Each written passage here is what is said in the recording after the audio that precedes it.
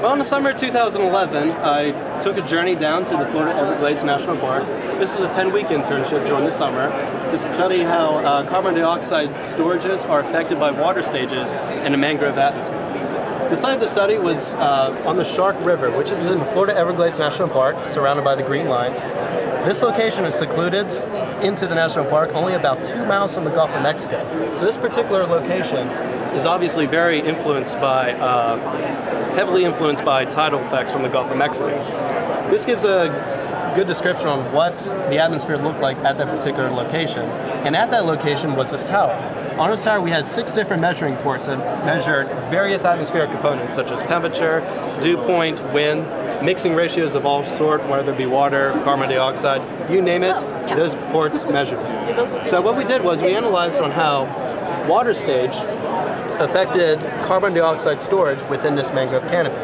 And we noticed that during the higher water stages, there was an earlier release of carbon dioxide. Now, within this mangrove canopy, carbon dioxide is stored within the canopy. It's stored up during the afternoon and evening hours, and then during the morning, whenever the sun rises, it is heavily released, and it continues to release until the early afternoon hours when it begins to build up again. The dark blues and the purples indicate on how carbon dioxide is being released. The greens and yellows show how it's being stored, as shown by that scale right there. So, regardless if there's high tide or low tide, the release cycle still takes place, but it's earlier during the high tides and lower, and later on in the day during the lower tides.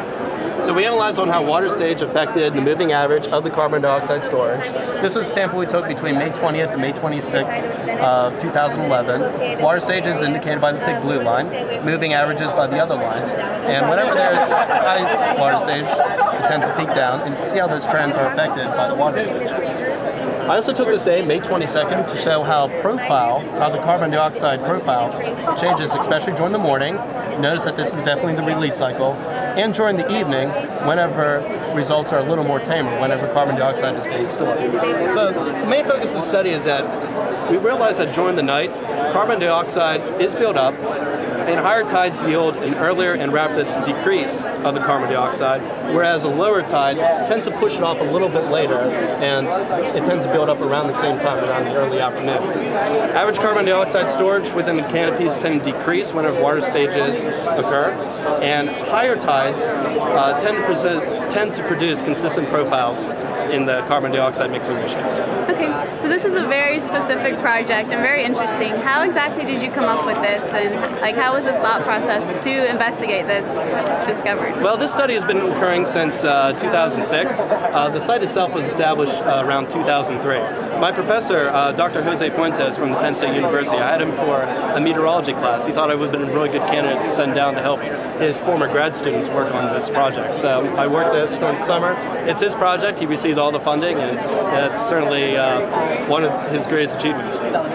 So what kind of guidance did you receive from his grad students? What exactly did they help you out with? They helped me out a lot with programming. Believe it or not, before this internship, I didn't really have a whole lot of programming experience. But after 10 weeks, I became very fluent in the MATLAB language. That's good for you. So after you had to learn all this new programming and did this type of research, what did you learn about the types of research you want to do in the future, maybe for your graduate degree, your PhD, or even if you just want to do research on your own after you graduate with your undergrad? I don't really want to pursue a career in research really at this point. Maybe later on if I pursue grad school later on, but I certainly want to join the working force after this. Okay, so what exactly do you want to do with the working force? Modeling or anything like that, or just forecasting? Or? I want to work with energy meteorology. Oh, nice. And this AMS conference has certainly provided me a lot of great opportunities to network with professionals in that area. Good. Do you think this project will benefit you in any way, hoping to work with energy meteorology? Absolutely. In fact, in a few interviews that I've already been through, this is one of the highlights that I showed them. I showed them that I was able to problem solve, I was able to take a very technical subject and certainly present it in a manner such as this poster. That's great. So why exactly is tidal effects on carbon dioxide storage and mixing ratios within the mangrove forest so important? Well, it's certainly very important, especially with all the talk on climate change or global warming, depending on who you talk to, on increasing water stages worldwide. especially with the ice caps melting. That's increasing ocean levels. So this study could perhaps forecast maybe 50 or 100 years down the road on how water levels increasing will affect carbon dioxide respiration rates, especially in an atmosphere such as the Florida Everglades that's pretty much untouched by humans.